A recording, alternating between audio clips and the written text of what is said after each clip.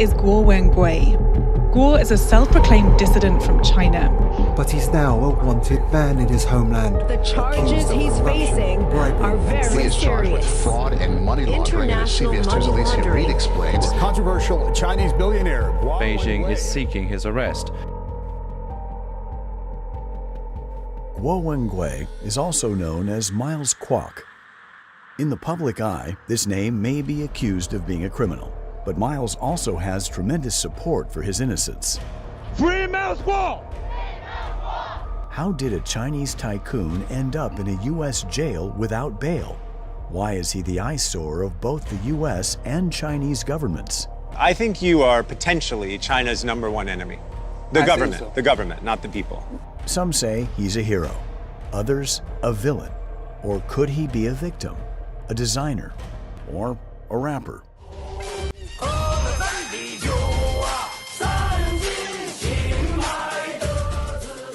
Let's delve deeper to uncover the truth. Who is Miles Guo? Born in 1968, Miles came from a poor village in China's Jilin province called Zhaozhago. His parents worked hard to raise 8 boys. Miles was the 7th. Miles grew up knowing what it was like to be hungry and cold. During the Cultural Revolution, the whole country was in chaos, and Miles caught the urge to thrive rather than just survive. At 7, he was selling popsicles in the village. By 12, watches and jeans. At 13, he had his own steamed bun shop. And by 15, he was fixing and flipping motorcycles. Afterwards, Miles moved back to his roots in Shandong. As a teenager, Miles was the guy known for the best motorcycles around. In 1985, he met the woman who'd become his wife, and soon they started a family. During this time, Miles's youngest brother remained by his side. Miles's elder siblings found themselves in respectable professions as well, ranging from teaching to law enforcement and military service, accompanying him on their journey towards a gradually improving and happier life. But in 1989, everything changed. That year, China was in turmoil. Students took to the streets of Beijing, demanding democracy and freedom. Going to march. 10 minutes there. Why? I think this is my duty. Feeling the pull to support the cause, Miles sold his motorcycle and gave all his cash to the student protesters. But the government wasn't just cracking down on the protesters. They went after anyone who supported them, including those who donated money. One day, in May 1989, Miles, his wife, 2 children, and his younger brother were gathering in Miles' office when 2 drunk cops barged in to arrest Miles. During the confrontation, the police fired 8 times. 2 bullets almost hit his wife, who was holding the baby, and 2 bullets hit his younger brother in the chest. That night, the police took Miles into custody while completely ignoring his brother. 2 days later, Miles's brother died in the hospital from the gunshot wound. Miles would end up being detained for 22 months in the Xingfeng Detention Center, a place that would forever change his life. In detention, Miles encountered many others who believed in the student movement and democracy. They were teachers, lawyers, writers, and young activists. Despite the lice, moldy food, and damp conditions, these brave people held on to their ideals. Miles watched as each of them were executed without any dignity. The sorrow of losing family, enduring unjust imprisonment, and spending 22 months in confinement, watching innocent, like-minded intellectual mentors put to a cruel death, ignited within Miles a new life purpose. The first thing Miles did upon his release was collect his brother's ashes from the crematorium. Miles's life was never the same from this moment. In the 1990s, following the new direction in China's policies, business opportunities could be found anywhere. With all his possessions confiscated from previous imprisonment, Miles had to start from scratch. His first gig involved carrying fuel savers by train from Beijing to Harbin, a job not for the faint-hearted. But it paid off. With the earnings and some new friends, he moved his family to Chengzhou. There, he co-founded a wooden furniture factory. During this period, Miles met Mr. He, who was introduced by his cellmate in Xingfang Detention Center. Mr. He, a friend and mentor, is a seasoned Beijinger, much older than Miles, and comes from a family with a strong scholarly background. Mr. He was profoundly inspired by Miles's spirit and firmly believes that he is destined to make a significant impact. Before long, Mr. He introduced Miles to a relative who was living in Hong Kong, Ms. Xia Ping. A successful businesswoman herself, Ms. Xia believed Miles had a strong intuition about real estate and high-end hotels. Ms. Xia Ping arrived in Zhengzhou and invested in Miles's venture, the Yuda Hotel, marking Hunan Province's first five-star hotel when Miles was only in his 20s.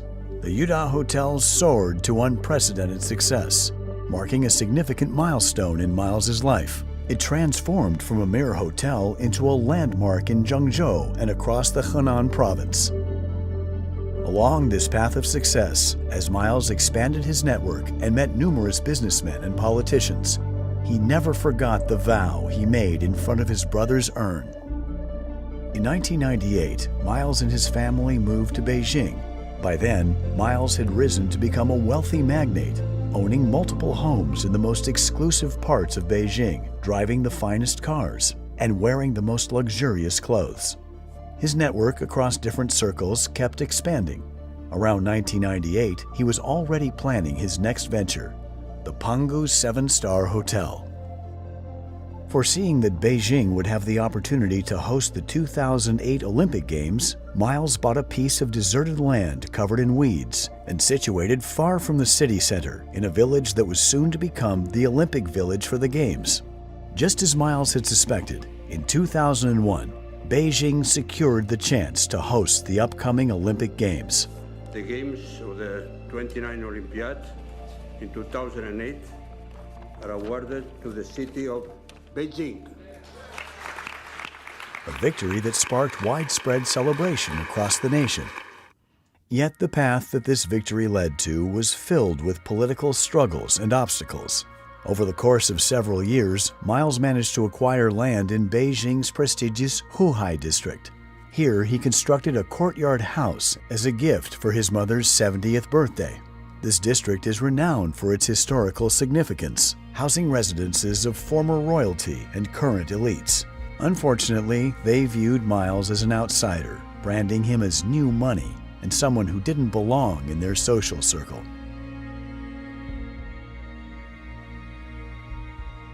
Pangu Hotel hit some major roadblocks right out of the gate. Construction was left hanging by Liu Zhuhua, who served as Beijing's deputy mayor and the brains behind the Olympic construction. Liu was the first to flex his muscles with his shady agenda to get his hands on this great piece of land, all to please one of his lovers. In 2003, Pangu fell victim to confiscation. Miles reported Liu Zhuhua's misconduct with video evidence to the authorities, leading to Liu Zhuhua's arrest. Pangu was then unsealed and returned to Miles. It seemed like Miles had won, but behind the scenes, Liu Zhuhua and his crew were plotting their revenge. When completed in 2008, Pangu Hotel outshone even the Yuda Hotel with its remarkable achievements. It brought great honor to China during the Beijing Olympics, earning admiration from numerous foreign media outlets and celebrities. This period marked the golden age for Miles and his family. It was also during this time that Miles's network extended far beyond China, with celebrities from various countries gathering at his Pangu residence. By this time, he and his family business had already become renowned on the Huron Rich List in China, with private jets, hundreds of cars, millions of pieces of antique furniture, and countless designer clothes. However, amid all the fame and fortune, Miles never forgot his original mission and goals. In 2013, there was a significant upheaval in the CCP government. Xi Jinping launched the so-called anti-corruption campaign, which essentially aimed to eliminate any potential political opponents. 坚持零容忍的态度不变，做到有案必查，有腐必惩，让腐败分子在党内没有任何藏身之地。As a result, numerous former high-ranking Chinese officials were ousted. Some were even arrested. Leading the charge was Wang Xishan, a former big shot in Beijing, who was once Liu Zhuhua's boss and friend. This crackdown turned China upside down, and Miles and his family were right in the middle of it. According to the internet, the Guo family was already a major shareholder of Founder Securities at that time, and also held a large number of shares in other stock exchanges. Of course, high-ranking CCP officials had long been eyeing to carve up this lucrative business. Within the circle of Beijing politicians Miles befriended was a close friend named Ma Jian, who served as the deputy minister of the Ministry of State Security at the time. As Ma Jian held numerous pieces of incriminating evidence against Wang Xishan, he became the center of a state-led investigation and was subsequently arrested. Wang Xishan suspected that Miles also held incriminating evidence against him. At the end of 2013, anticipating Wang Xishan's move to arrest him, Miles flew to Hong Kong, but Wang Xishan's retaliation had just begun. On January 10, 2015, while Miles was visiting in the UK, Pangu Plaza was swarmed by dozens of police cars and hundreds of officers encircling the building. During this raid, the police detained numerous Pangu employees and several of Miles's family members, including Miles's 5 brothers, his wife, and his young adult daughter. Using force during these types of raids was commonplace for the CCP, and so it was at Pangu that day. Police violently cleared out all the offices, using force on innocent employees. Miles would get a call a few hours after this horrible event.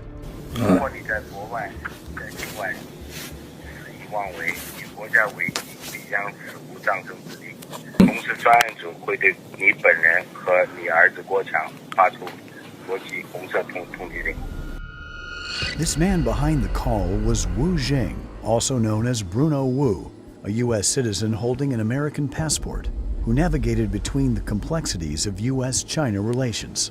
His underlying identity, however, was that of a spy nurtured over an extended period by the Chinese Communist Party. Wu publicly registered under FARA in the United States and lobbied openly on behalf of the CCP. He was born into a family with a history of espionage.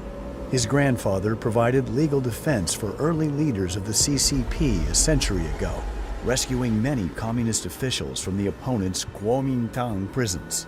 Because of his deep generational ties to the CCP, Wu was able to live above the law in what is informally known as a death exemption plate. On January 20th, 2015, in an effort to gather more information about Miles's activities abroad, the CCP authorities released his wife and daughter, subjecting them to 24-hour surveillance. In the days that followed, several of Miles's family members and employees were also released. However, many endured inhumane treatment and torture, leading to lifelong disabilities. Among them, the CCP detained Miles's 3 brothers for a period ranging from 1 to 2 years. The CCP also established a special task force that appeared daily at Miles's company, conducting comprehensive surveillance of finances and personnel.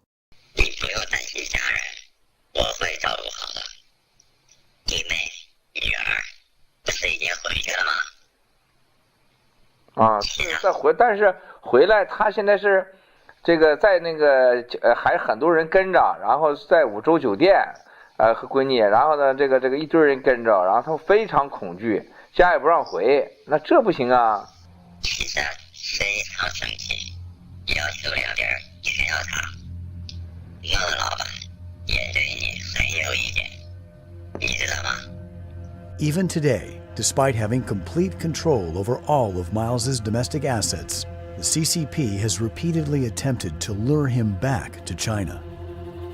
At the end of 2016, the Dalian task force arrested Miles's daughter and his brother once again, using this as leverage to compel Miles to return to China to cooperate with the CCP.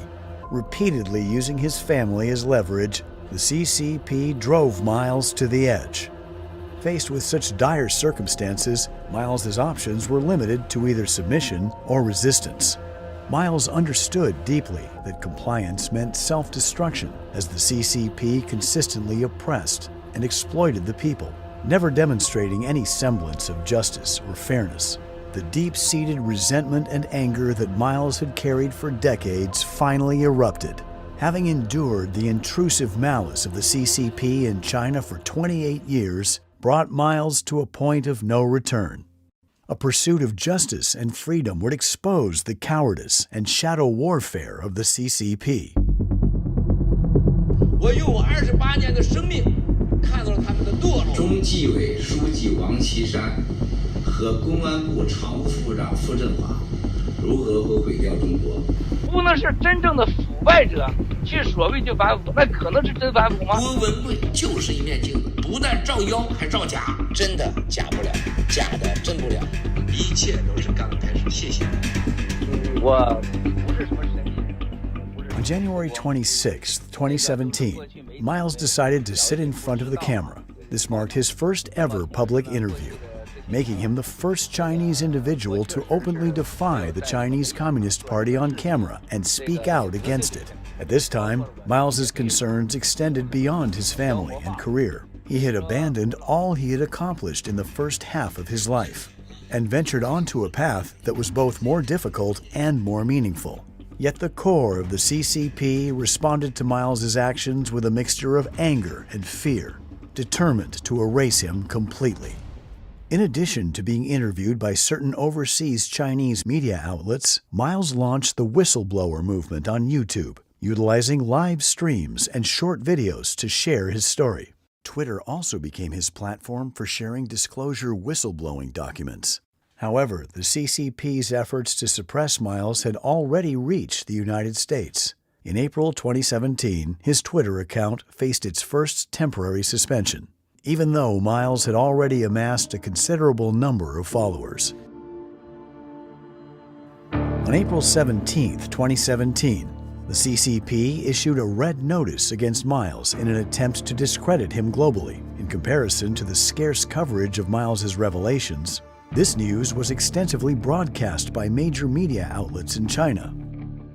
2 days later, the Voice of America interview was abruptly terminated by the host due to Miles's attempt to disclose information about the Wang Xishan family and Hainan Airlines. This marked the first instance of a broadcast interruption since VOA began airing in 1942. The host verified in subsequent interviews that they had been instructed by senior CCP officials to abruptly terminate the program. The former senior CCP official, Liu Yanpeng, repeatedly sought to arrange another meeting with Miles in an attempt to achieve reconciliation. He tried to persuade Miles to cease his public revelations by appealing to his and Miles's personal relationship and emphasizing national security concerns. As a CCP representative, Liu Yanpeng also promised to release his family and employees. 这个郭美和他母亲，他们娘俩就要到你这儿去团聚了。我们也营造点好的氛围。大家都冷静一下。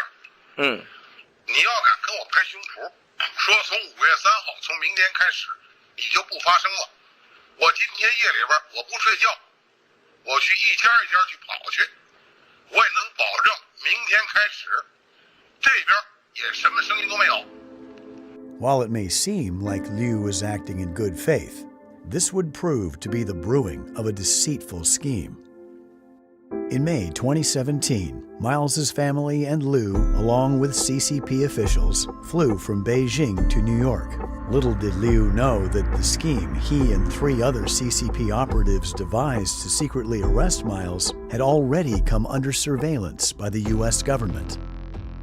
On May 24th, Liu and 3 other CCP operatives were stopped by the FBI on their way to Washington, where they were informed that they had violated U.S. laws.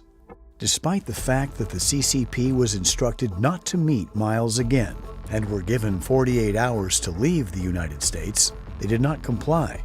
Liu contacted Miles and arranged to meet again the following day. Soon after their meeting, Liu hurriedly left for the airport. Upon their arrival at the airport, the FBI seized all of their electronic devices. The FBI also reached out to Miles to inquire about his situation. Due to the FBI's intervention, Miles's wife and daughter were able to remain in the United States. Unfortunately, Liu Yanping's departure did not mark the end of the CCP's activities. Another high-ranking CCP official, Sun Lijun, who was in Washington at the time, had a tactical conversation with Miles in yet another attempt to coerce Miles to return to China. 文贵兄啊，你还真的这次是误解我了。我来呢是美国司法部邀请的，主要就是来谈这个网络安全合作的。而且呢，我到了美国之后呢，已经跟他们谈了2轮了，谈的也都不错。你也可以问他们，在谈的当中，包括 FBI 也在，我只字未提郭文贵3个字。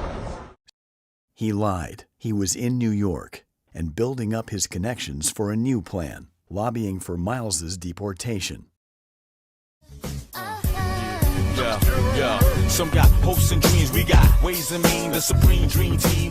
Pras Michel, a former member of the popular American hip-hop group The Fugees, has been convicted of more than 10 crimes by the District Court of Columbia, Washington, D.C. He was engaged in illicit lobbying for the CCP with his personal attorney Higginbotham, who was also holding a position as a senior congressional affairs official at the DOJ. He not only participated in the many attempts to deport Miles, earning millions, but also assisted Joe Lowe in money laundering activities in the United States. On May 8, 2017, Joe Lowe, Pras Michel, and Elliot Broidy, Deputy Finance Chairman of the Republican National Committee at the time, flew to Shenzhen together, where they spent the entire day in discussions with Sun Lijun, the then Vice Minister of Public Security, who had been waiting for them at the Four Seasons Hotel. In June 2017, Elliot Broidy sought the assistance of RNC's Finance Chairman Stephen Wynn to facilitate the deportation of Miles. Due to Miles's visa nearing expiration at the time, Broidy hoped that Wynn could help prevent Miles from obtaining a new visa. Wynn personally relayed information about Miles during a private dinner with President Trump at the White House. Wynn later informed Broidy that the State Department was examining the matter. However, Trump ended up shelving the deportation of Miles. Broidy received millions of dollars for his lobbying efforts during this campaign, while Steve Wynn secured a license for a casino in Macau.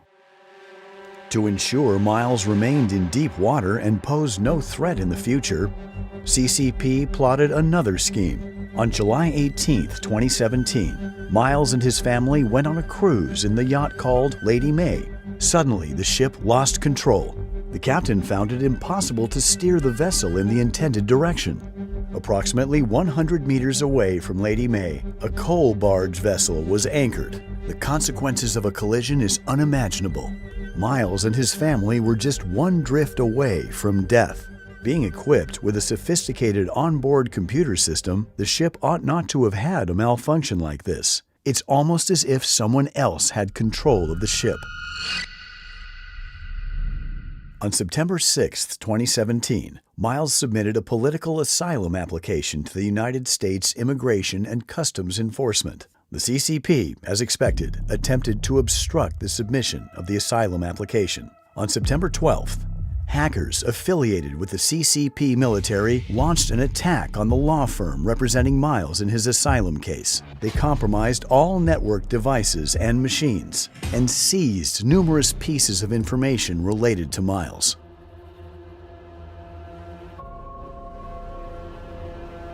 Despite everything that had happened, Miles's efforts to counter the Chinese Communist Party persisted.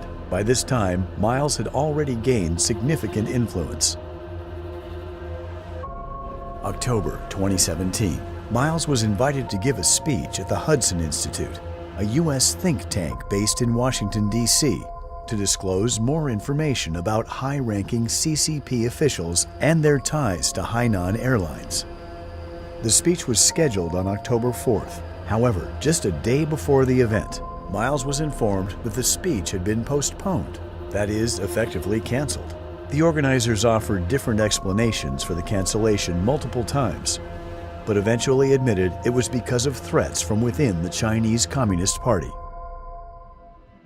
The day after his speech was canceled, Miles opted to hold a press conference at the National Press Club in Washington, D.C., where he officially unveiled intelligence regarding corruption within the Wang Xishan family and Hainan Airlines.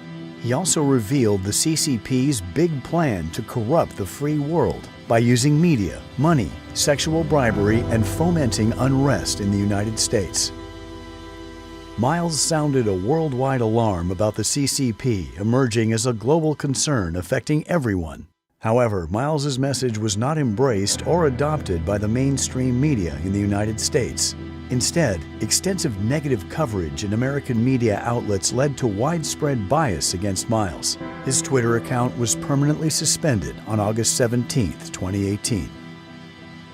Is there any pressure from the Chinese government to block his account? No, Senator. We reviewed a report on that account and analyzed it through regular channels using our regular procedures. The blocking was not of the account in its entirety, but I believe was of specific posts that violated our policy. So you can testify today that you did not come under pressure from the Chinese government or any of its representatives or people working for them to block his account or to block whatever it is you blocked. I want to make sure I'm being precise and clear. We did receive a report from representatives of the Chinese government about the account. We analyzed that report as we would any other.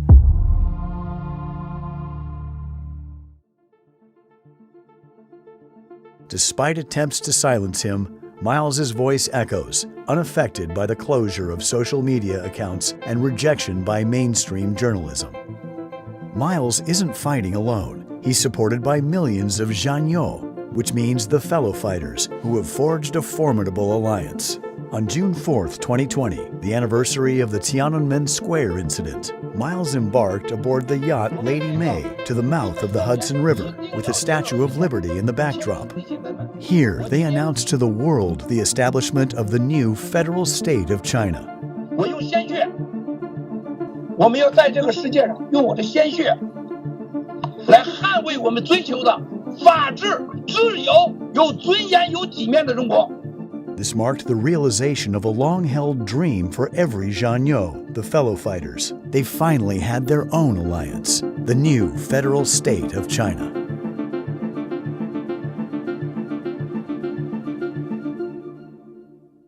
Meanwhile, those who deal with the devil have had their fate sealed with a price tag. On January 27, 2018, following an article in the Wall Street Journal about sexual harassment of female employees, Steve Wynn announced his resignation as the finance chairman of the RNC. On May 17, 2022, Wynn was sued by the Department of Justice for violating federal laws by engaging in illegal lobbying and failing to register as a foreign agent. On April 13, 2018, the Wall Street Journal would also uncover another scandal involving Elliot Broidy, the vice chairman of the RNC. He was accused of paying $1.6 million in hush money to a model for an abortion. Consequently, Broidy resigned from his position.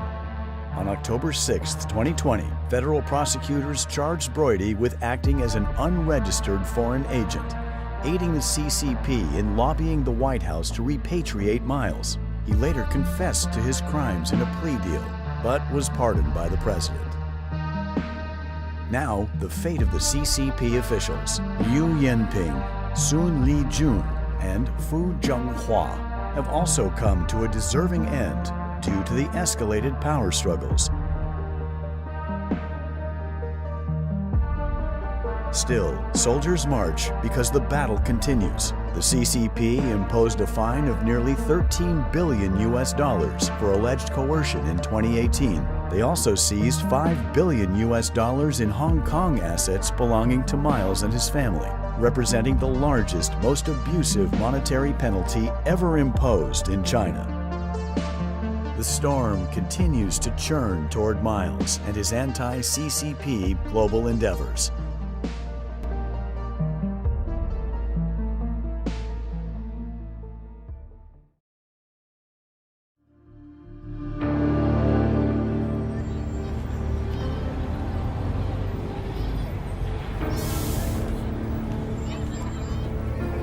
That's a story for another time.